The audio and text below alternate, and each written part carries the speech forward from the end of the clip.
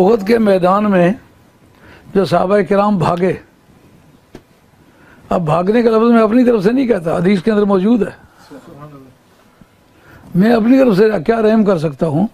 میں تو ان کی عقیدت رکھتا ہوں، محبت رکھتا ہوں، ان سے پیار کرتا ہوں، تعظیم کرتا ہوں، مگر جھوٹ نہیں کہتا ہوں۔ جھوٹ پیغمبر کے لیے بھی کہا جائے تو جھوٹ جھوٹ ہے۔ تو نبی کو جو چھوڑ کے بھاگے، سرکار نے فرمایا علی اس میدان میں نہیں بھاگا، علی کا میدان احد میں ثبات قدم دکھانا پوری امت کے اعمال سے افضل ہے۔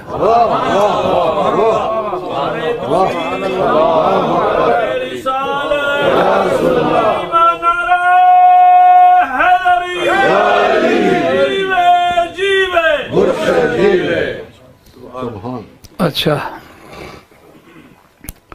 عرض یہ ہے، سرکار نے فرمایا علی کی استقامت احد والے میدان میں پوری امت کے اعمال سے افضل ہے۔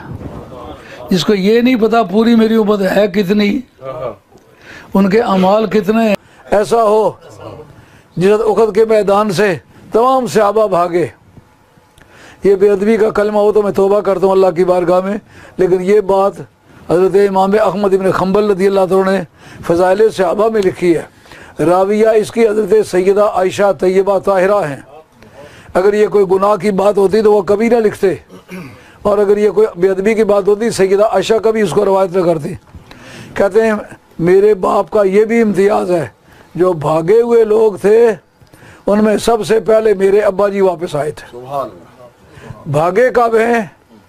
جب 8 شہداء کی لاشیں تڑپ رہی ہیں، جیسے تھوڑے پانی میں مچھلی تڑپ رہی ہوتی ہے، گردنیں وہ پڑی ہوئی ہیں، باڈیاں وہ پڑی ہوئی ہیں، خون کے سیلاب ہیں، خون کو دیکھ کے آدمی سمجھتا ہے فلڈ آیا ہوا ہے خون کا۔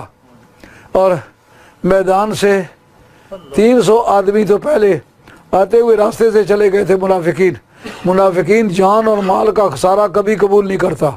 انہوں نے کہا ہم نہیں جاتے، راستے واپس کل 1000 بندہ تھا، 700 آئے، 700 میں سے جب 70 آدمی بیک وقت شہید کر دیے گئے، اس وقت باقی بندے کتنے رہ گئے؟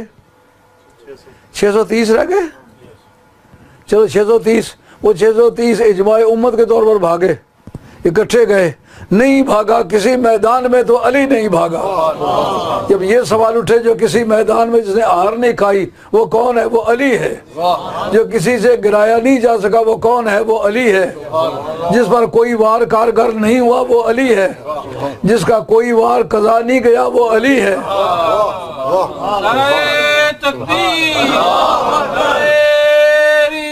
سے چلے 1000 آدمی تھے، راستے میں جاتے جاتے منافقین نے کہا ہم تو نہیں جا سکتے، ہماری بیوی بیمار ہے، بچہ بیمار ہے، گھر میں پریشانی ہے۔ 300 آدمی راستے سے واپس آ گیا، باقی 700 رہ گئے۔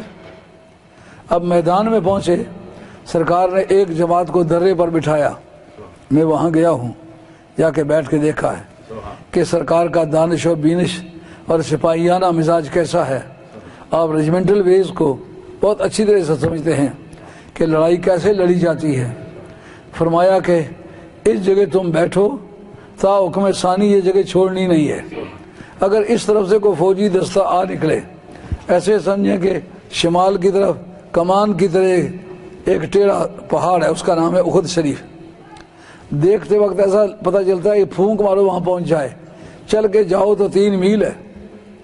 تو اس کی پچھلی طرف سے کوئی پھر کے آئے تو اس درے سے آ نکلے، آپ نے اس کا مقابلہ کرنا ہوگا۔ ادھر ہم مریں یا مر جائیں، کچھ بھی کریں یا مار ڈالیں، مال غنیمت کے لیے ادھر نہیں آنا، ادھر بیٹھ کے تماشا دیکھنا۔